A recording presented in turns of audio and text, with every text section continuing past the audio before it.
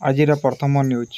ପାଣିପାଗ। କାଲିଠାରୁ ପୁଣି ବର୍ଷା ହେବ ଓଡ଼ିଶାରୁ। ଅକ୍ଟୋବର 15 ପରେ ଦକ୍ଷିଣ ପଶ୍ଚିମ ମୌସୁମୀ ଫେରିଯିବ ବୋଲି ଅନୁମାନ କରାଯାଇଛି। ନମ୍ବର 2 କୋଣାର୍କ ସୂର୍ଯ୍ୟ ମନ୍ଦିର।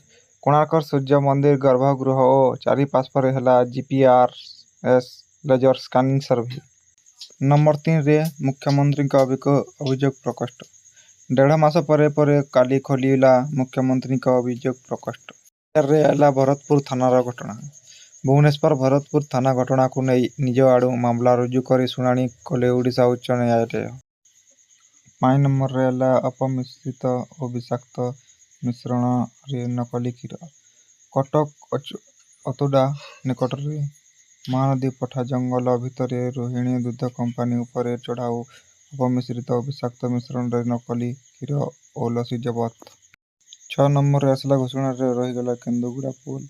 ଘୋଷଣାରେ ରହିଗଲା କେନ୍ଦୁଗୁଡ଼ା ପୋଲ ଯେବେ ହେବ ନବରଙ୍ଗପୁର ରାୟଗଡ଼ା 70 କିଲୋମିଟର ଓ କତିଗୁଡ଼ାରୁ ରାୟଗଡ଼ା 105 କିମିରୁ। ନମ୍ବର 7 ବଜ୍ରପାତରେ ମୃତ୍ୟୁ।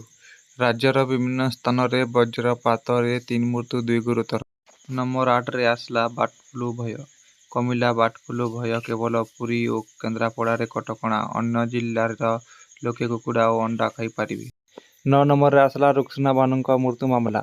ସମ୍ବଲପୁରୀ କଳାକାର ରୁକ୍ସାନା ବାନୁଙ୍କ ମୃତ୍ୟୁ ମାମଲାରେ ମା ଓ ଭଉଣୀ ଦେଲେ ଏଫ୍ଆଇଆର୍ କପି। 10 ନମ୍ବରରେ ଆସିଲା କଫ୍ ସିରପ ବିକ୍ରି। ବରଗଡ଼ କଫ୍ ସିରପ ବିକ୍ରି ପାଇଁ କଲିକତା ଚାଲାଣ ହେଉଥିବା ବେଳେ ବରଗଡ଼ ଭେଡେନ୍ ରାସ୍ତାରେ କାବୁ କରିଛି ପୁଲିସ। ଭିଡ଼ିଓଟା ଯଦି ଭଲ ଲାଗଲା ମାନେ ଏସ୍କେ ମିଡ଼ିଆ ୟୁଟ୍ୟୁବ୍ ଚ୍ୟାନେଲ୍କେ ଲାଇକ୍ ସେୟାର ଏଣ୍ଡ ସବସ୍କ୍ରାଇବ୍ ଟିକେ କରିନନ୍। और जेन मैंने नुआ है बेल आइकन के दबाइन।